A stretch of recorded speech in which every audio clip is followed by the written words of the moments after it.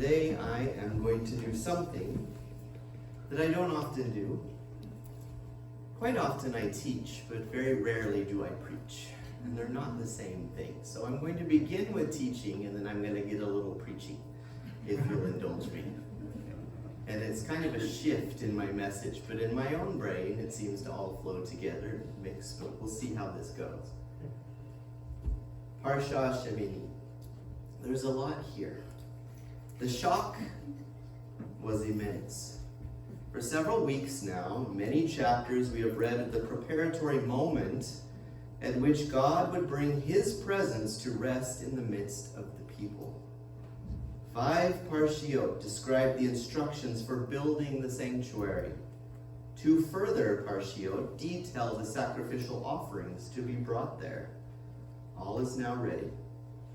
For 7 days, Aaron and his sons, the Kohanim, were consecrated into office. Now comes the 8th day when the service of the Mishkan, the tabernacle, will begin. The entire people have played their part in constructing what will become the visible home of the divine presence on earth. With a simple, profoundly moving verse, the drama reaches its climax. We read in Vayikra 9:23. Moses and Aaron went into the tent of meeting, and when they came out, they blessed the people. God's glory was then revealed to all the people. Imagine, if you will, what that must have been like to experience. The glory of God was revealed to all the people. In what way are a people able to experience the revealed glory of God and live? Think about that as we move forward. And then, just as we think the narrative has reached its closure, a terrifying scene unfolds. This is Vayikra 10, verses 1 through 3. And Aharon's sons, Nadav and Abihu, took their censers. I'm going to stop there for a second, because several people have asked me, what is a censer? Well, it just so happens, thank you to the Episcopal Church of the United States, we have one here. So we get a little show and tell. This is a censer. And it is not unlike that would have been found in temple times and the sanctuary. It's a small receptacle in which you may put incense. And then the smoke will issue forth from these holes, and then that can be used to purify or cleanse or bless or whatever the particular ritual was. That's a censer. Now you. Nadav and Abihu took their censers, put fire into them, and added incense. And they offered unauthorized fire before God, which he had not instructed them to offer. Fire came forth from before the Lord, and it consumed them, so that they died before the Lord. Moshe then said to Aharon, "This is what God spoke of when he said, 'Among those who approach me, I will show myself holy. In the sight of all the people, I will be honored.'" Celebration turned to tragedy with the death of Aaron's 2 eldest sons. The sages and many other commentators, from Christian to Jewish, have offered a library of explanations throughout the centuries as to why this happened. Let us take a look at a few of them. It has been said, and I will present a whole bunch of various ideas that people have offered over the years, and then I will present my truth, which is the only truth. You're welcome to still agree with these other people. I mean, it is well within your rights to be wrong, so that's fine. I'll leave it at that. It has been said that Nadav and Abihu died because they entered the Holy of Holies, or they were not wearing the requisite clothing, or they took fire from the kitchen and not the altar, or they did not consult with Moses and Aaron, or that they did not consult one another. According to some, they were guilty of great arrogance. They were impatient to assume leadership roles themselves, and they did not marry, considering themselves above such things. Still others see their deaths as delayed punishment for an earlier sin, when at Mount Sinai they ate and drank in the presence of the Holy One, as we read in Exodus 24. These interpretations represent close readings of the 4 places in the Torah where Nadav and Avihu's death is mentioned. Vayikra 10:2, 16:1, Numbers 3:4, and 26:61, as well as the reference to their presence on Mount Sinai. Each of these explanations is a profound meditation on the dangers of overenthusiasm in religious life. However, I believe the simplest reason for their error is the one that's made explicit by the Torah itself. Nadav and Avihu died because they offered unauthorized Eish Zarah, literally strange fire, meaning that which was not commanded. To understand the significance of this, we must go back to first principles and remind ourselves of the meaning of the word kadosh, of holy, and thus of the Mikdash as the home of the holy. I'm going to ask you to put on your thinking caps now for some deeper, more critical thinking. Holiness, ultimately, is that segment of time and space that God has reserved for his presence. Creation involves concealment. Let me repeat that because I think it's important. Creation involves concealment. What do I mean by that? The word olam, universe, is linguistically and semantically linked to the word ne'elam, which means hidden. To give humankind some of his own creative powers, such as the use of language to think, communicate, understand, imagine alternative futures, and choose between them, the Holy One must do more than create humans. He must efface himself, which is known as tzimtzum in Hebrew, to create space for human action. He must shrink himself down in a way where he may interact on a very literal level with his creation. What does it mean for God to do this? Let me say this clearly. No single act more profoundly indicates the love and generosity implicit in creation by the Creator than that of his own self-limiting. This self-limiting is born of a desire to interact on an intimate level with his children. God, as we encounter him in the Torah, is like a parent who knows they must hold back, let go, refrain from intervening if their children are to become responsible and mature. But there is a limit. For God to efface himself entirely would be equivalent to abandoning the world and deserting his own children. And that, to be sure, he may not and will not do. How then does he leave a trace of his presence on earth and with his people? The biblical answer is not philosophical. A philosophical answer would be one that applies universally, in other words, at all times and in all places. This is the thinking and mindset of mainstream Western philosophy, beginning in antiquity with Plato and in modernity with Descartes. But there is no biblical answer that applies at all times and places. That is why philosophy cannot and will not understand the apparent contradiction between divine creation and human free will, or between divine presence and the empirical world in which we reflect, choose, and act. Hebraic thinking is counter to philosophical thought. Hebraic thinking insists that truths are embodied precisely in particular times and places. There are holy times, the seventh day, the seventh month, the seventh year, and the end of the 7 septennial cycles, the Jubilee, etc. There are holy people, the children of Israel, the Levites, and within them, the priests, John the Immerser, the Messiah, etc. And there is holy space, Israel, and within that, Jerusalem, and within that, the temple, in the desert, the Mishkan, and the Holy of Holies. Holiness, then, is that point of time and space in which the presence of the Lord is encountered by self-renunciation on the part of mankind. Just as God makes space by man by an act of self-limitation, so man makes space for God by an act of self-limitation. The holy is where the Almighty is experienced as absolute presence. Not accidentally, but essentially, this can only take place through the total renunciation of human will and initiative. That is not because the Holy One does not value human will and initiative.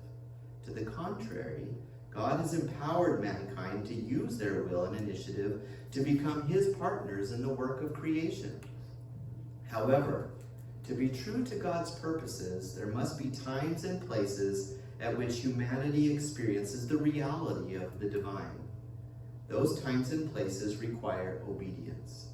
Obedience to his holy word, and not to our own self-righteousness and desire at all costs to be right. To the extent that we are not willing to be led by the Holy One, we will be driven by our own appetites, or we will be greatly preoccupied with the lesser things of the day. So much of holiness depends on our desires and what is in the inner recesses of our heart. These desires shape our thought patterns. Our desires thus precede our deeds and lie at the very core of our soul, tilting us toward or away from the Lord God of Israel. What we really are worried about, of course, is not giving up self, but selfish things. Things such as our roles, our time, our preeminence, our correctness, and our possessions. No wonder we are instructed by the Master to lose ourselves. In Luke 9:24, Yeshua says, "For whoever wants to save his life will lose it. But whoever loses his life for my sake, this is the one who will save it." The Master here is only asking us to lose the old self in order to find the new self. It is not a question of one's losing identity, but of finding one's true identity in the Lord. Ironically, so many people already lose themselves anyway in their consuming hobbies, their preoccupations with far, far lesser things. Ever observant, the Master always knew in which direction he faced. He consistently emulated the Father. The Son can do nothing of himself, but what he sees the Father do. For what things soever he does, these also does the Son likewise. The most fundamental mistake, the mistake of Nadav and Abihu, is to take the powers that belong to man's encounter with the world and apply them to man's encounter with the divine. In other words, they attempted to act in a way in which they took the holiness of God upon themselves and forgot that they were created in his image and not the other way around. Had Nadav and Abihu used their own initiative to fight evil and injustice, they would have been heroes. Because they used their own initiative in the arena of the holy, they erred. They asserted their own presence in an absolute presence of God. That is a contradiction in terms, and that is why they died. We err if we think of God as capricious, jealous, angry, a myth spread by some early fathers of Christianity in an attempt to define itself as something other than biblical Judaism. They ardently sought to maintain that those concepts, love, grace, holiness, relationship to God, were precepts found exclusively in the New Covenant. They taught that these values superseded their idea of a cruel, harsh, retributive God of the Old Testament. In truth, the Tanakh is a love story through and through, the passionate love of the Creator for his creation that survives all of the disappointments and betrayals of human history. The Holy One needs us to encounter him, not because he needs mankind, but because we need him. If civilization is to be guided by love, justice, and respect for the integrity of creation, there must be moments in which we leave the I behind and encounter the fullness of being in all its glory. That is the function of the holy, a point at which the I am is silent in the overwhelming presence of the living God. That is what Nadav and Abihu forgot, that to enter a holy space or time requires ontological humility, the total renunciation of human initiative and desire. Ontology, by the way, is just a fancy word for the study of being and existence. The significance of this fact cannot be overestimated.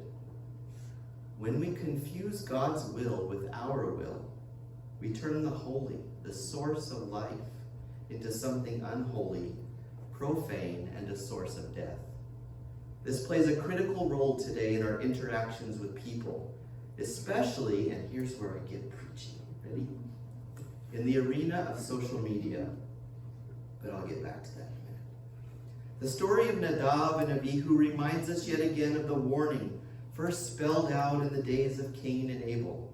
The first act of worship led to the first murder. Like nuclear fission, worship generates power, which can be benign, but it can also be profoundly dangerous and potentially fatal. The episode of Nadav and Abihu is written in three kinds of fire. First, there's the fire from heaven, of which we read in Vayikra 9:24.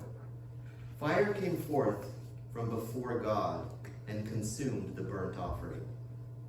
This was the fire of favor, consummating the surface of the sanctuary.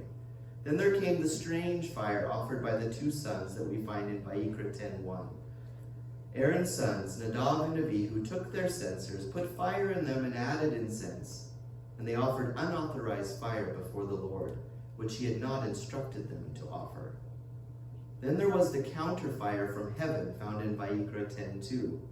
Fire came forth from before God, and it consumed them so that they died before God. The message is simple and intensely serious. Religion and the encounter with the divine is not what the European Enlightenment thought it would become, mute, marginal, and mild. It is fire. And like fire, it warms, but it also burns and consumes. And we are the guardians of that holy flame. To be a guardian is a sacred responsibility, one that must never be taken lightly, or worse, scorned. Earlier, we read the parable of the Good Samaritan. I'd like to take a little time to consider the implications and import of this parable today and how it relates to experiencing the divine presence. In a time when we are increasingly divided, when each person retreats into his or her own filtered bubble, social media is becoming a pernicious path, leading many towards indifference, polarization, and extremism. When individuals do not treat each other as human beings, but as mere expressions of their own I am right and you are wrong dogma, that others may not recognize nor share, we witness another expression of the throwaway culture that proliferates the globalization, the normalization of gross indifference. Retreating into the isolation of one's own understanding of right and wrong cannot be the way to restore hope, nor win advocates for truth. Rather, the way forward is the cultivation of the culture of encounter, which promotes friendship and peace among different people with different understanding, while not compromising one's own principles based in God's revealed truth. This is an increasingly urgent need to engage social media platforms in a way that goes beyond one's pillars of hubris, exciting the group of one's sames in order to meet others where they are. Our journey is not the same as everyone else's. All of this points to dialogue with edification, to welcome the other, someone who takes positions opposed to our own or who seems different, is certainly not an easy task. Why should I care? Might well be our first reaction. Or I do not care what anyone thinks of what I say or what I do. We can even find this attitude in the Bible, starting with Cain's refusal to be his brother's keeper, and continuing with the scribe who asked the master, "Who is my neighbor?" The scribe in the parable of the Good Samaritan wanted to set a self-limiting regard to who is and who is not my neighbor. Who is your neighbor? Who is your responsibility?